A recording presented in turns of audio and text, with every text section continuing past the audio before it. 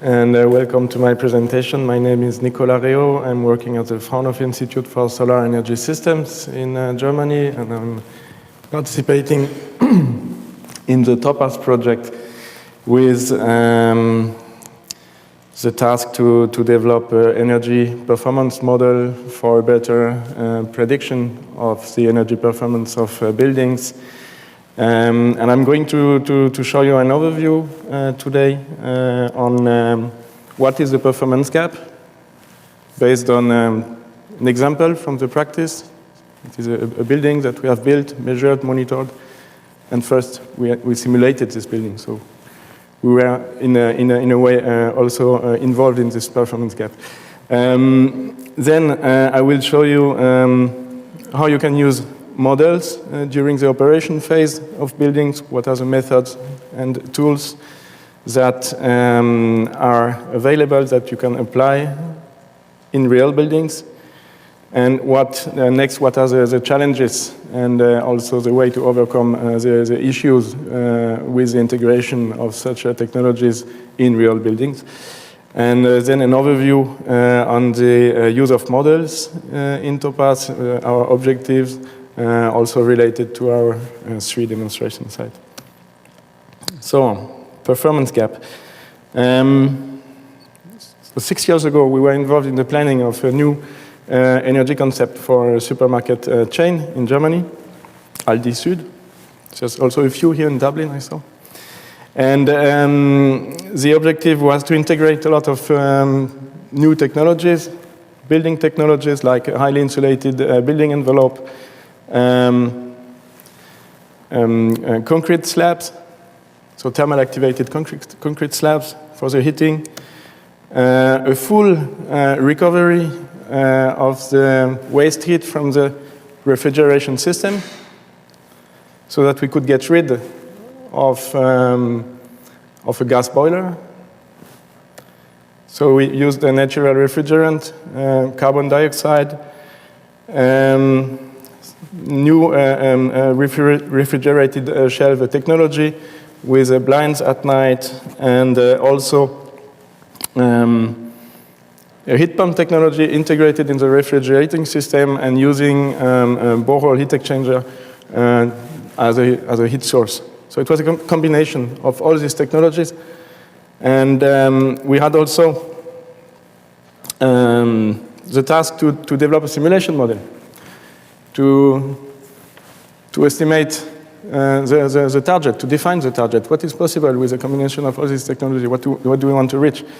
So you can see here in this overview the complexity of such a simulation model. We have integrated a building model, a chiller model, the heating, ventilation, and also this special heat emission system. The lightings, it was also coupled with another simulation programs because we wanted to do natural lightings to save energy. We considered also time schedules that were given for the client and also client profiles. So all these things, maximum of information in a model.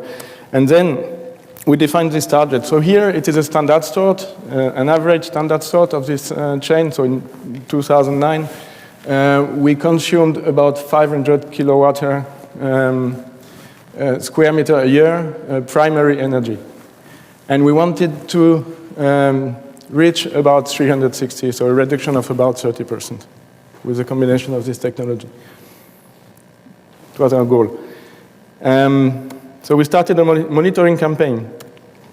First year, we reached 407, so it's not that bad. I mean, we had not such a huge gap, but the goal was not reached, 14%. We detected in the first year after the commissioning period a lot of issues because commissioning is always a very stressful time. People are under time pressure. They lack of information from all the sides. They do what they can with a new system. They put it in place. The first goal was to heat the supermarket and, of course, to refrigerate the product. we found a lot of different issues, and we could reach in the second year 6% gain in comparison with the first year. In the last year, because of new changes in the operation, we came back about at the same level. So at the end of the day, we could say, okay, we have created a new concept with a lot of new technologies. We could reduce the energy consumption of the supermarket, but the goal was not reached. Why? And the biggest reason for this is that, excuse me. The biggest reason for this is that the tools that you use in the design phase, they are not adapted to predict precisely what your building is going to consume. On the one hand, and on the second hand, you have issues in the operation of buildings. And it is what this difference between prediction and between actual energy consumption is the performance gap. It can be in some buildings much more critical than in this building. It can be sometimes twice the energy consumption. And you can imagine that it is a big issue when you sell a net zero energy building or a positive energy building, where you say to your client, your building will produce more energy than it consumes. You will earn money with it. If you have such a gap, then you do not reach this commercial goal. Also, for energy performance contracting, you need to have a kind of a certainty on what you want to reach in a possible energy savings. So you need reliable prediction. And the reasons for this performance gap. So excuse me. I just gave a few reasons, but you can find them all along the life cycle of the building from the design phase, because of the inadequate models, assumptions that you have to do in the design phase, because you do not know what will be the reality, some uncertainties on, for example, physical parameters of components. You do not know exactly what will be some U values, for example. There are some difference sometimes from the design phase into the realization. You do not know exactly how the user will behave, and it is a very big influence factor, and there are also uncertainties in the weather. And also the rising complexity of the building processes and system leads to the fact that you have a sum of different factors that make it difficult to develop precise models. Then, during the commissioning phase, the people that are in charge of the commissioning are lacking of time, they work under pressure, and they lack also information from the design phase. Sometimes they even do not get the information on how the control strategy look like. They do it by experience. So here you have a gap also between both goals of the design phase and in the commissioning phase. Then there is a lack of engineering rigor in the commissioning phase, a lack of transparency or auditability in the setup of the building automation system. And in the operation phase, in main buildings, you lack of metering system, sensors.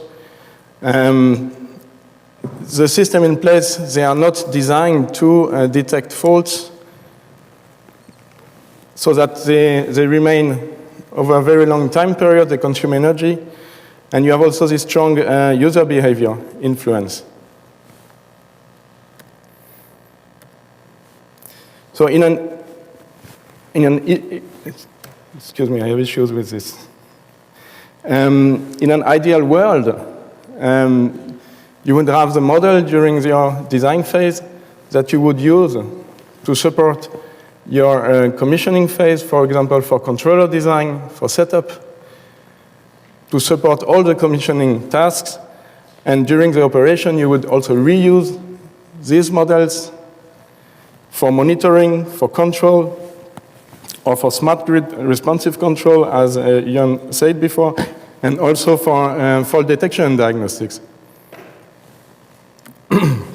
the reality is that you have, in the building sector, between each phase, from the design to the building phase, where the building is created, to the commissioning phase and the operation phase, you have between each phase a loss of information.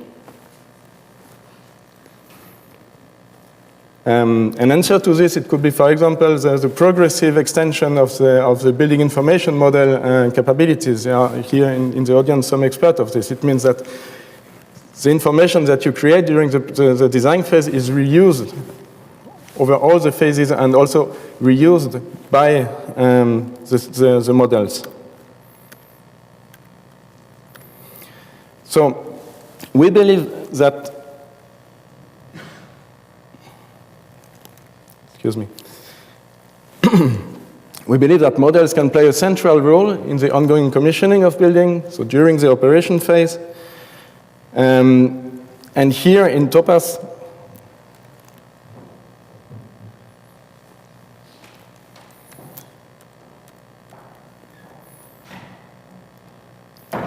excuse me, on which row do I have to? It's not the same as in my computer. How can I stop this animation?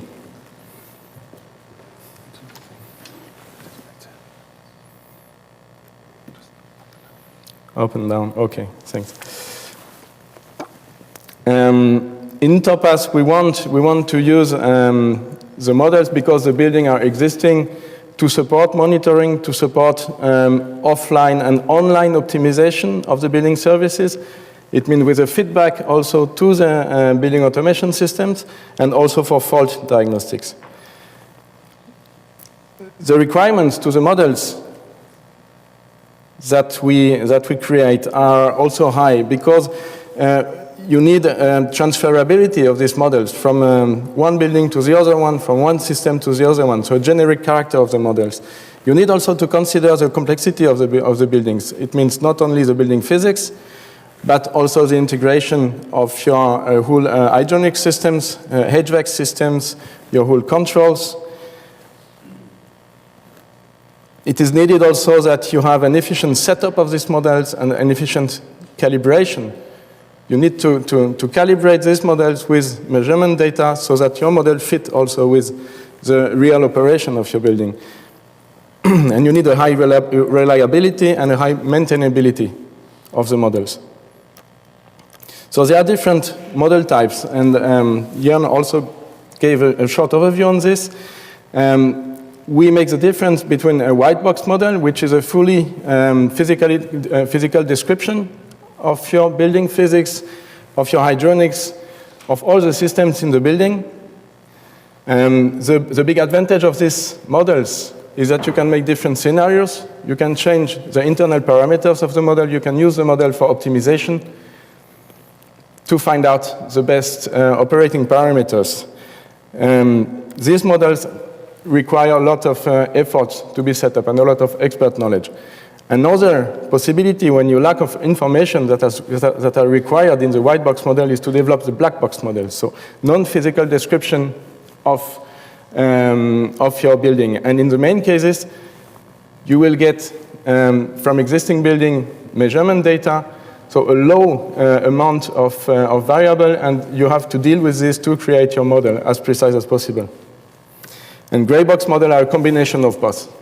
So you find a trade-off during the setup of your model, and this gray box model enable to deal with lack of information. So the practical issues with models is that it is time-consuming. That model parameters are not available, as I said, and that you have also to take consideration of stochastic parameters like weather or user behavior. The training of the models, they require also, in many cases, large data sets to reach a good precision. And you have also, in the engineering practice, few available tools. So we have to make this step that we provide a tool that answers the requirement and also this practical issue.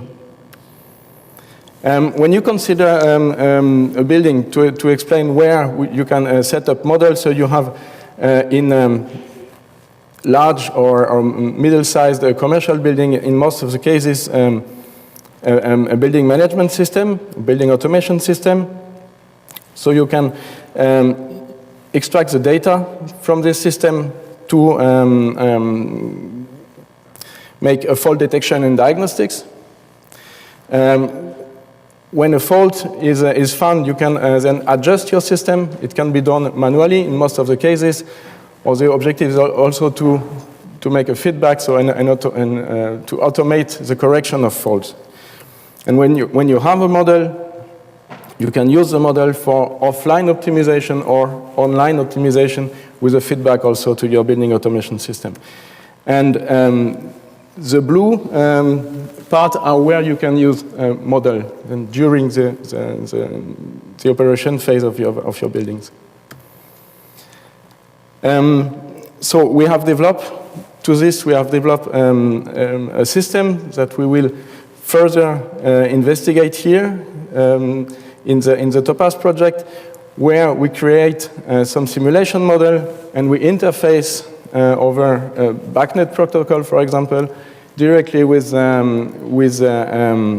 DDC or with a building automation system. And so we have the possibility, by using this model and by using this framework, to simulate continuously the building, to look at the optimal parameter, and then to make a feedback into the DDC when the optimal parameter is found, and then to iterate with your real control in the building. So now I will give a few examples on models that we have created for different real buildings. So the first one was an office building with a low amount of explanatory variables. So we had access to the heat consumption in hourly data, outdoor air temperature, outdoor air humidity, the day types, of course, and if the building was occupied or not, and also the indoor air temperature. It was the only parameters that we had to create a model. We had also, on an hourly basis, a stronger nonlinear pattern. So we used for this a black box model, so it was a multiple linear regression, taking into account all these driving parameters. And on a daily basis, we could have a quite good R2 score. So the model fitted quite good with the measured data. But on a monthly basis, because of large nonlinearity in the data, we had also large deviation, so that the prediction did not fit very well with the real energy consumption. On an hourly basis, we had a higher deviation, and it was here not possible to create a model that fit properly with measurement data, even if we had extended the training period from 7 days to 30 days and to 180 days. So it was not possible. We had another example with an industrial building, which was very well equipped with submeters, a lot of submeters, so that we could measure very precisely several numbers of energy flows and of data. So here we set up different black box model, like artificial neural network, linear regression, and multiple linear regression. And we could reach here a very reliable prediction on a daily basis and also on a monthly basis, because we had access to these explanatory variables. But it is not the case in all the buildings. But with such an investigation, we can make recommendation. We can say, okay, if we want to set up such a model, we recommend to measure, for example, your chilled water flow in this section of the buildings, or your heat water flow, or some other temperature variable like return water temperatures in different sections. So in Topaz, the objectives are for the 3 demonstration buildings, so in France and the 2 in Ireland, Dublin and Cork, are to develop and test innovative prediction models for a 1 day ahead energy consumption forecast within 10% deviation between real energy consumption and prediction. We will also develop and test model-based optimization and control algorithm. And the objective is also to reuse these models for fault detection and diagnostic method. Thank you very much for your attention. If you have questions. Sorry, I was just wondering, did you ever get to the bottom of the reason why the design energy performance, the actual energy performance quite supermarket was the reason for the gap? Well, the main reason was in the assumption of the coefficient of performance of this refrigeration system. So here we had a model which was based on data from the manufacturer of the system. They were a bit optimistic.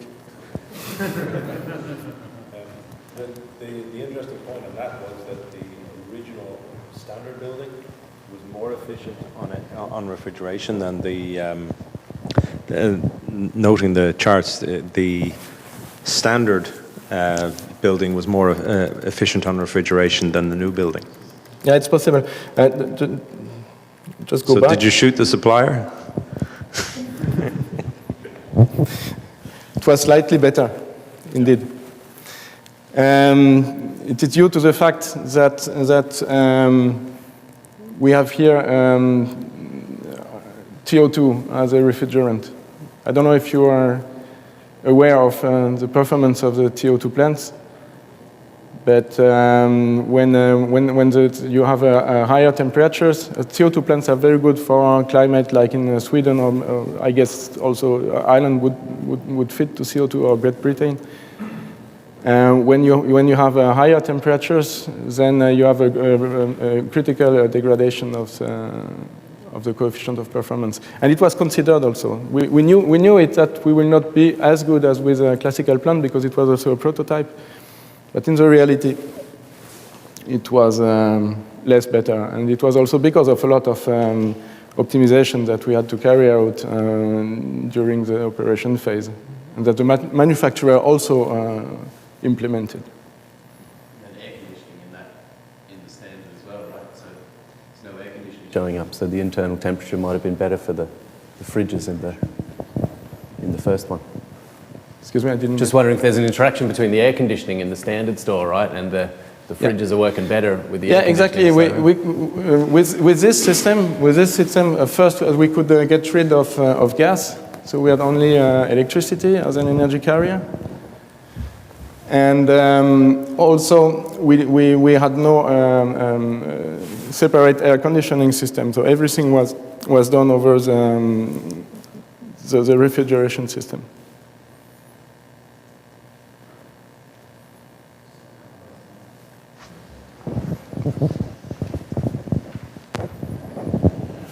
I'm not familiar with Transys, but you use Transys.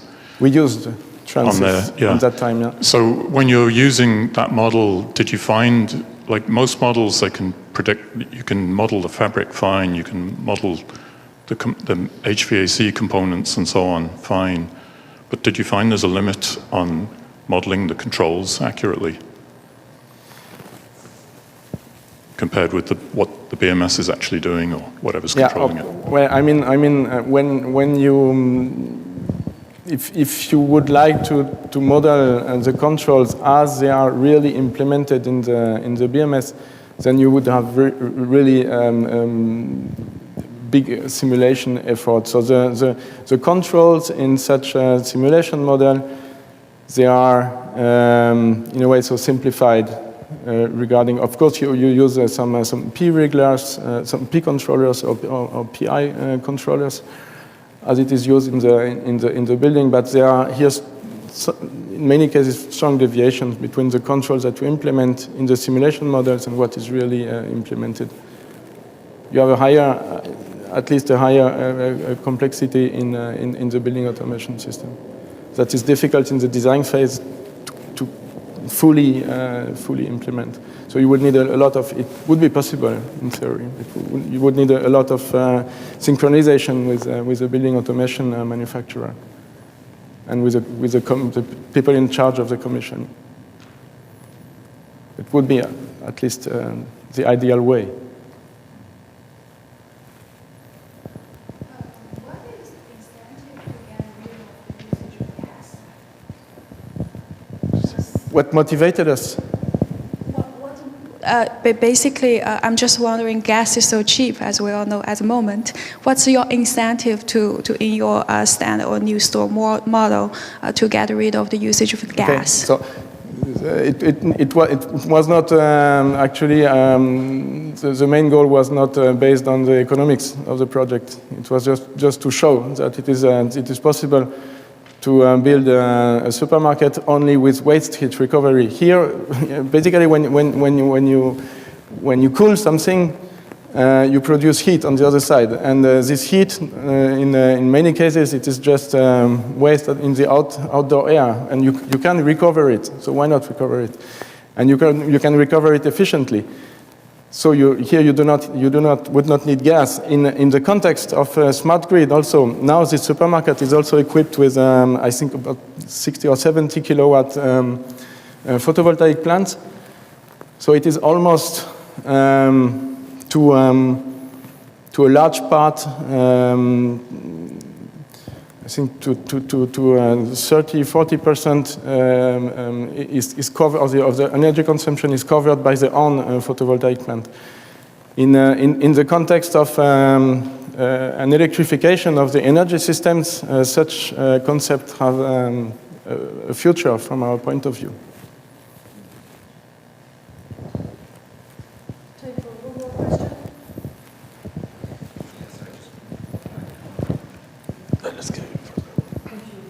Sorry, just a quick one for you. In relation to your second example there, the industrial building with a lot of sub-meters, you ran a number of models. There was linear models, there was a feed-forward network. Like, what was the rationale for choosing those models? Did the data suit the models, or?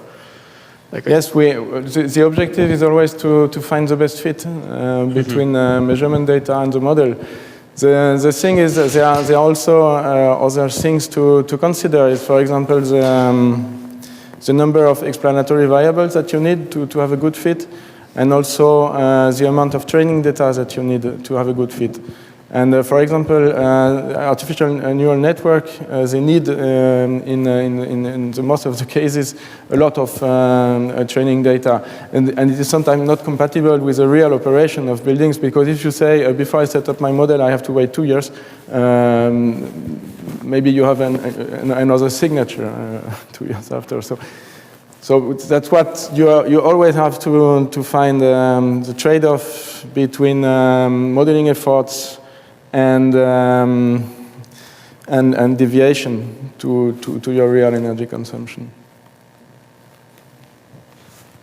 Sorry, just a final question. I was just wondering on the 10% sort of predictive that you're looking to get out of the model. Is that a little bit conservative? So my experience would be, it's actually the energy consumption of our building, particularly in electrical consumption, is very, very consistent and repeatable, and I know it's going to be, to a tighter margin than 10%. And would that not be the case normally? Would 10% be a little bit conservative? Well, if it is, actually, we found it quite ambitious. So when you consider the precision of the current models that are used, so we see that we can have very large deviation between prediction and real energy consumption. Within this 10%, we also we have it will be the output of our models. And what we also want to do is optimize the energy operation of the building with other technologies like this fault detection and diagnostics. So we have two things that we want to address. But 10%, from my point of view, it is a normal ambition. Okay. Thanks. I would not promise to have the exact energy consumption.